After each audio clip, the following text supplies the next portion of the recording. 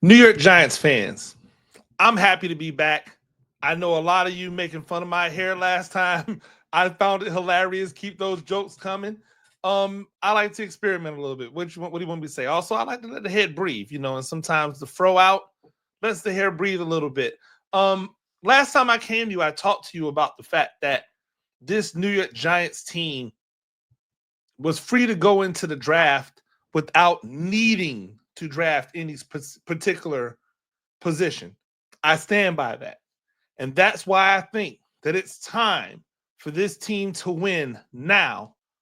And the beautiful part about it is they should be winning and building at the same time. I'll tell you more. I'm Coach Gene Clemons, and I have a giant issue.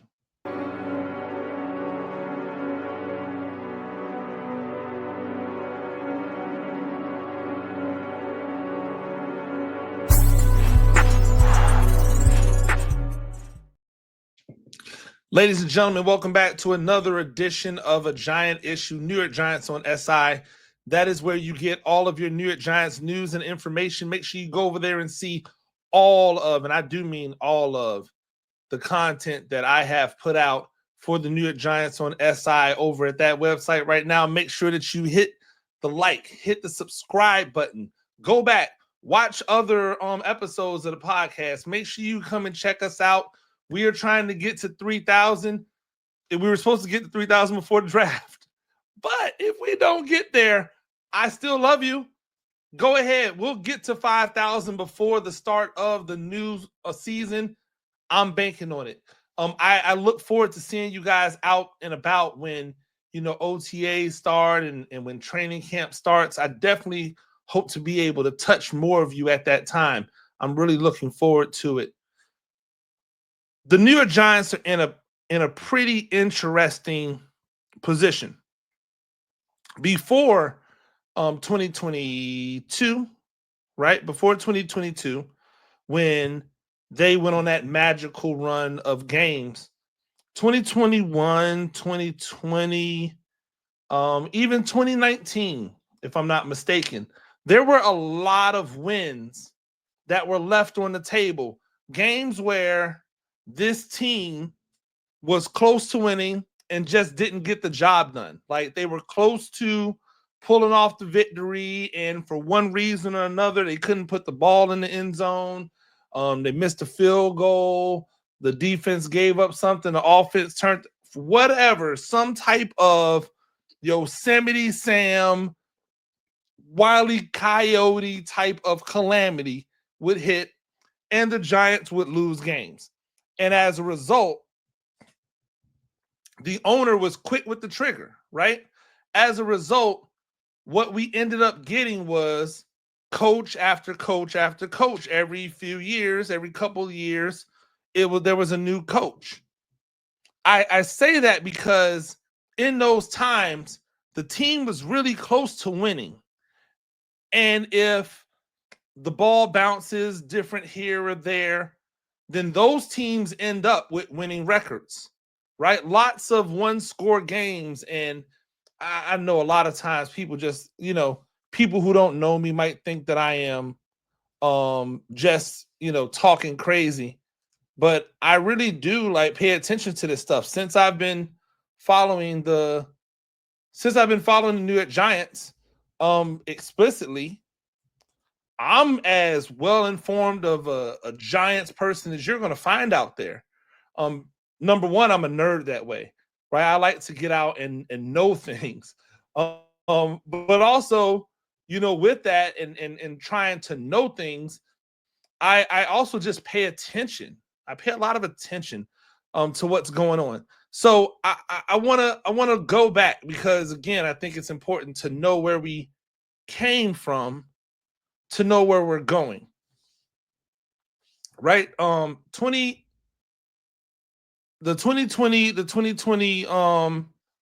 8 season. Sorry, 2028. That's hilarious. The 2018 season. Why do I keep saying 2028? I have no clue. 2018 season, right? The Cowboys point totals. Week 1, they lost by 5 points to Jacksonville. Week 2, lost by 7 points to Dallas. They won week 3, got beat pretty badly on week 4. Week 5, lost by 2 points, got beat pretty bad. Week 6, week 7, lost by 3 points. Week 8, lost by 7 points. Win-win. Week 12, lost by 3 points. Win-win. Lost by 1 point, lost by 1 point. 1, 2, 1, 2, 3, 4, 5, 6, 7. 7 losses that season. That was a 5-11 season. There's 7 losses by 1 score or less, by a touchdown and a field goal or less. That was 2018 under Pat Shurmur, right? 2019, going through, and again, I'm just looking through the records now because I want to make sure I'm telling you the right thing. Blowout, win. And I'm saying blowout, but it's really like 2 scores, but anything more than a score, right? More than 2 scores. Week 7, lost by 6 points. Week 8, lost by 5 points. Week 9, lost by 7. Week 10, lost by 5. Week 11, lost by 6 in overtime. Right? So that is 1, 2, 3, 4, 5. That is 5 wins by 1 score, 1 touchdown or less. Right? They went 4-12 that year. This is what got Pat Shurmur fired. Right? 2 poor seasons. That's all he got. Right? It was a quick pull. Get him out of there. In comes Judge. Right? In comes Joe Judge. And for as much as people don't like Joe Judge, and right, I had my druthers with Joe Judge and what he was doing. But when we look at these scores, watch. Week 2, lost by 4 points. Week 4, lost by 8 points. So that's a touchdown and a 2-point conversion. Week 5, lost by 3 points. Win, lost by 1 point. Lost by 2 points. Lost by, no, that's okay. So 1, 2, 3, 4, 1 score and an extra point games that they lost in a 6-win season. That's 10 wins if they flip that the other way, right? That's 10 wins if they flip it the other way. That's 2020. 2021, right? Joe Judge's 2nd season, right? Y'all all wanted him fired because it was all the coach's fault. It was not Daniel Jones' fault for playing poorly or any of that stuff. It was all the coach's fault, right? Let's see. Week 2, lost by 1 point. Week 3, lost by 3 points. Week 8, lost by 3 points. And yeah, okay. So that was a worse one. So 3 wins or 3 losses by less than a score, right? That would have only taken them to a 7-win team. Blow them out. Get them out of there. 2 years, Joe Judge is gone. Now, in steps Brian Daboll, and he goes 9-7 on the season. 9-7-1, excuse me, on the season. And when he goes 9-7-1 on the season, everybody cheers and says, "This is the turnaround. It's a renewal. It's a brand new day. Blah, blah, blah, blah, blah, blah, blah." Right? But let's look at these games. 1 by 1 point, 1 by 3 points, 1 by 8 points, 1 by 5 points, 1 by 4 points, 1 by 6 points, 1 by 8 points, 1 by 8 points. You get what I'm saying? There's only one game this entire season, one game, that the New York Giants won by more than 7 points or 8 points, right? Only one game that they won, did they win by double digits. That was the Indianapolis Colts game at the end of the season when they were clearly trying to lose. It was 38-10. One game. That means all 8 games, the other 8 games were all games that they could have easily have lost the same way that they won. They had a tie that could have easily been a loss or a win, right? So the New York Giants have been playing in the margins since the time that I've been covering the Giants, which actually goes back to the McAdoo days, but I digress, right? But since I've been involved with the Giants intimately, right, writing for New York Giants on SI, formerly Giants Country, the Giants have been in games. They haven't just been being blown out every single game. Even when you look at the next year, 2023, right? Even with 2023 being the debacle that it was, they had a 5-point loss, a 3-point overtime loss. They had an 8-point loss on Monday night to Philly. They had a 1-point loss. So in a 6-win season, they had 5 one-score or less games that they lost. That it could have easily have been 11-6 instead of 6-11. Right? Could have easily have been 11-6 and 6-11. Last year, the year of dread, the year that the bottom fell out, according to Giants fans. The year that was the worst. 3-point loss to Washington. 5-point loss to Dallas. Right? 5-point loss to Dallas. 8-point loss to Pittsburgh. 5-point loss to Washington. 3-point loss in overtime to Carolina.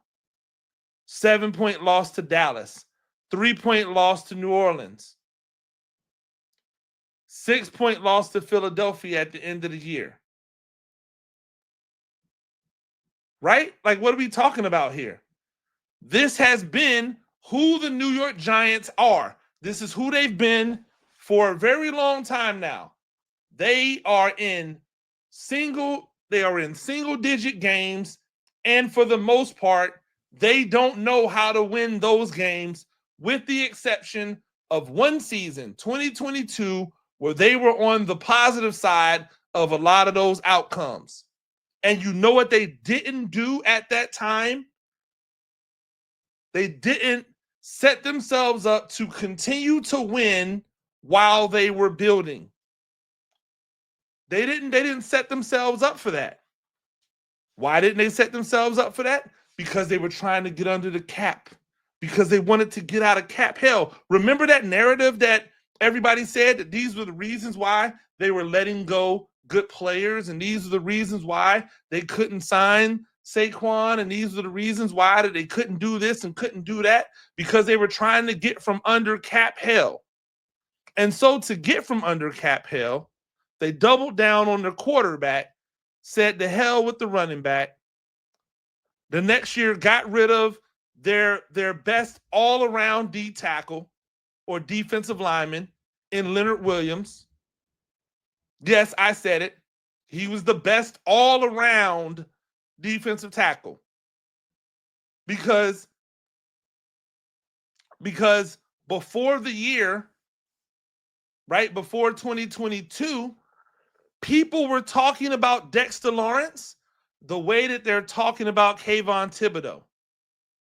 Before 2022, when they moved Dexter Lawrence to nose guard, they were saying that Dexter Lawrence was a They weren't saying bust, but they were saying he was And then 2022 happened, where he got moved to his position that he naturally should play nose guard instead of having to play a 4 technique, 5 technique defensive end style where he was effective, but not as, like, his numbers were not as gaudy.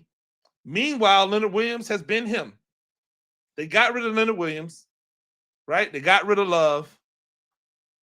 Then they got rid of McKinney, got rid of Saquon. A couple other little small pieces here and there that they got rid of that helped them get where they were going before, right? Darnay Holmes was all of a sudden not good enough, and the fans just jumped right in. Oh, yeah, Darnay Holmes, he's always sucked. Yet, their best year that they've had, the best year that they've had in a long time, was with Darnay Holmes starting in that spot, in that nickel spot. For as much as y'all like the guys who play there now, right? The results with Darnay Holmes there was great. That defense played really, really well. They didn't double down and say, hey, we're going to win while we build. We're going to use these draft picks that we have in order to keep, like, filling the coffers while we sign these players that have helped us win. Nope. We're going to let those guys go, and then we're going to use these drafted players to come in right now and help us, right? To come in right now and replace them. And those guys weren't ready. Those guys weren't set. They weren't them. And the defense struggled because of it. And then egos got in the way, and they got rid of the defensive coordinator, the one that helped them have that magical 2022 season. That was only a 9-win season that they were winning by less than one score in most of those games, right? That wasn't on the defense. That was on the offense not putting up more. So in a position where the defense never failed, the offense failed. The ego of the head coach got in the way, couldn't work with the defensive coordinator anymore, blew him out of town, then said, hey, I want to hire this guy because this guy can stop the run, and did not stop the run. Was actually not great at stopping the run. Statistically, I think may have gotten a little better. You want to know why? Because that defensive coordinator has problems stopping the pass. Ta-da! And now we're here. We're here in a place where the draft picks of this team, their first draft picks, are entering year 4 of their careers. Kayvon Thibodeau, year 4, should come into the season healthy, right? Evan Neal, year 4, for the first time in his entire career, he has an offseason where he's been healthy, where he's not having surgery or having to rehab anything. This is the first time. Their second class, John Michael Schmidt, now you're in year 3, boss. It's time. The class that everybody says is a winning class was last year's class. Well, if they were so good last year, then they should be really good this year, right? Is this the year? Is this the year that, the players that I'm like, I don't know if they're long-term answers. Is this the year that they make the next leap? A lot of y'all like Micah McFadden more than you like Kayvon Thibodeau, which is super weird to me because Kayvon Thibodeau has been better than Micah McFadden has been in the league.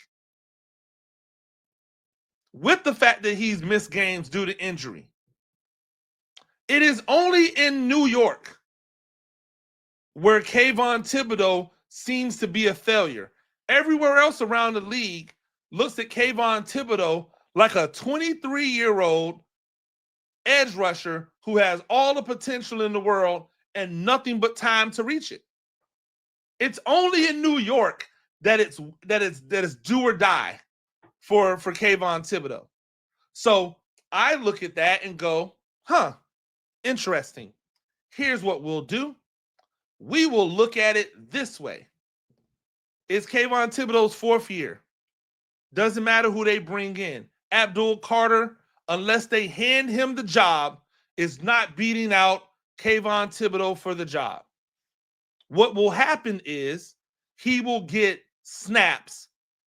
He will get snaps from Thibodeau and from Burns that keeps both healthier, right? That keeps all three of them healthier and hopefully fresher to be able to run, to be able to go. But he's not taking the job.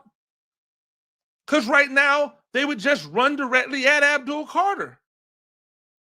So he's going to get used the way he should get used, as a pass rushing specialist. I heard someone on Twitter said, oh, this might light a fire under Kayvon Thibodeau. Like, why would it need to light a fire under Thibodeau for? He's had a successful career to this point. My entire thing about this is that this team has the pieces in place via either guys that they brought in free agency, mixed with the rookies that have now had some seasoning, right? Before you ever get to the draft, 8 to 9 wins is the floor.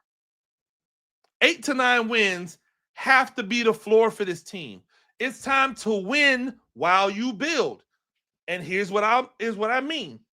In 2022, going into 2023, they had the opportunity to build off of what they did in 2022.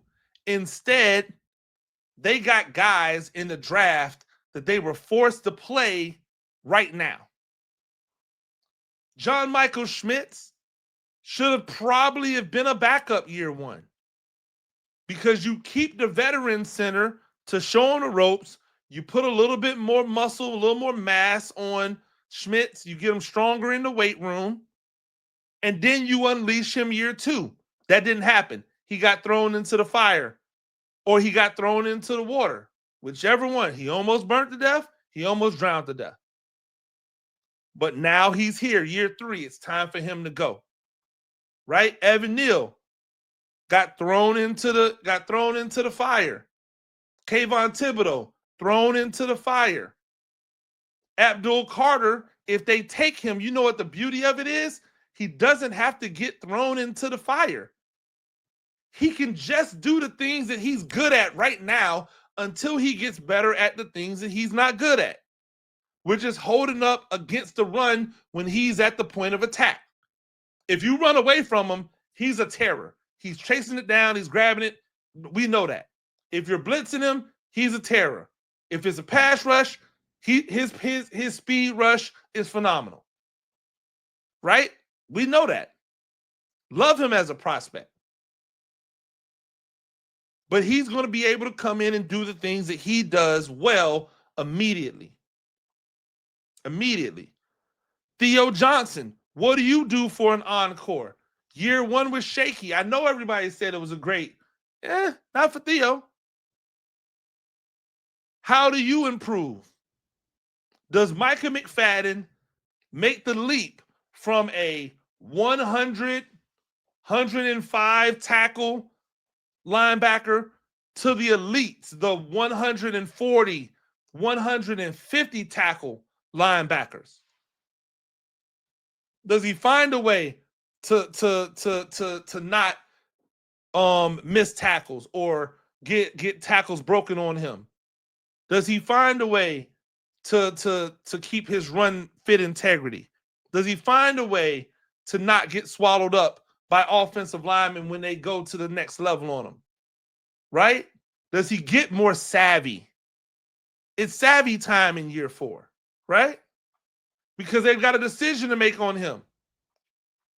But he can help right now. And so you're winning while you're building, because now that you don't have an absolute need anywhere, if you take a cornerback, they get to sit behind 3 cornerbacks, the 2 starters and the nickel, the 2 outside guys in the nickel. If you take a safety, he gets to sit behind 2 safeties. The free agent that you brought in and the year 2 guy that should be to a level now where he can be an effective player on a play-in, play-out basis. If you take a wide receiver, he has several guys who've been in the league that he can learn from. He doesn't have to be thrown to the wolves. You don't have to treat him, right? He doesn't have to be treated like a lot of people treated Jalen Hyatt. When Jalen Hyatt was drafted, there should not have been any expectations for Jalen Hyatt to come in and play right now. There should not have been. But because some of the receiving weapons hadn't been retained from the year before, right? From that 2022 year, because some of those guys hadn't been retained from that 2023 year. Jalen Hyatt came in, I'm sorry, from the 2022 year, Jalen Hyatt came in 2023, and people expected him to be a dude. Guess where he should be now, ready to be a dude? This year, year 3, because he was a developmental wide receiver. I know he doesn't like it, but he was a one-trick pony at Tennessee. It was a hell of a trick. It was a fantastic trick, right? It was a trick that I want on my team, but it was what it was. And so in 2023, where they were putting him out there and he had a little success, no one should have been expecting him to be like Malik Neighbors. He's not Malik Neighbors. Now, year 3, if he's been in the weight room, which I hope he has, if he's been working on his body to get his body stronger, if he's been working on his route running so that he can be better at getting in and out of his breaks, to be more effective on the intermediate and short routes, if he's been working on his ability to contest in the air, he should have success. It's time for him, which means that the wide receiver that you get in the draft, you don't have to play. Hey, we have a running back. Running backs come in from college ready to play. Put him right next to Tyrone Tracy. Now you got a two-headed monster. If your quarterback comes in, they don't need to play. You got 2 veterans in front. They can get the job done while also tutoring him on what he needs to do in order to be a quality quarterback in this league. There's no reason, with everything that's been done, that if you bring an offensive lineman in, they can't study under the offensive linemen that are there. There's no reason why, if you bring a defensive lineman in, he can't study behind a defensive lineman. All of these veterans that they have in the locker room now. There's no reason why you can't like pad the coffers of the special teams to make them more special, right? All of these things are at your service now because you're trying to win now and build for the future. So instead of letting a guy walk in free agency and replacing them with a rookie who's never played in the league, now, if you let a guy walk in free agency, you're replacing him with the guy who's been in your program, in your system for 1, 2, maybe 3 years. That's a lot different. Imagine if they get a Jalen Milroe, right? Imagine if they draft a Jalen Milroe. Imagine if they draft a Shedeur Sanders. And now you get a year of Russell Wilson. Year 2, we think God needs a little more seasoning. Jameis, you're up. Year 3, young bull, it's your time. How awesome would that be to not have to rush a guy into service? Because contrary to what people tell you when they say that the best teams draft best player available, that's not really the truth. The best teams draft the player that they need, but they need him to be him in 2 years or 3 years. They don't need him to be him right now. So it feels like they're drafting the best player available, but they're really not. They're drafting need. They're just drafting need that they may not need right now. That's how you win while you're building. And that's where the Giants are right now. 8 to 9 wins. It can't be any less than that. There are no excuses. I don't want to hear they don't have their quarterback. I don't want to hear they don't have enough weapons. I don't want to hear the offensive line isn't working. I don't want to hear this defense still needs pieces. I don't want to hear the secondary isn't. I don't want to hear, oh, the coach has to. All the excuses are out the window. 8 to 9 wins. Let me see what you're going to do in 2026. Less than 8 wins, sayonara, hit the reset button, and go. You know why? Because this regime has received double the amount of time of the last 2 coaches. This regime has received double the time, or excuse me, the amount of time total as both of the last 2 coaches combined. They've received more time than the last 3 coaches. Because McAdoo only got 2 years. Really, McAdoo got like a year and a half. So since Coughlin, McAdoo 2 years, peace. Shermer 2 years, peace. Judge 2 years, peace. Daboll, this is year 4. That's double the amount of time as the other 2 guys have had. And all he has to show for it is one barely winning season. One season where they barely had a winning season, where there were several, we went over it, several less than 1 score wins. So if you're going to live on the edge, now is the time for those 1 score games to fall in the way of the Giants. And if they do, again, 8 and 9, 9 and 8, sign me up for 2026. 7 and 10, 6 and 11, less than 6, headshots. Right? Off with his head in execution style. Right? That's what we're talking about, metaphorically, obviously. That's what it is. Ladies and gentlemen, make sure that you go to New York Giants on SI. Check out all the things we're doing over there. Definitely this week. And you're not going to want to miss it.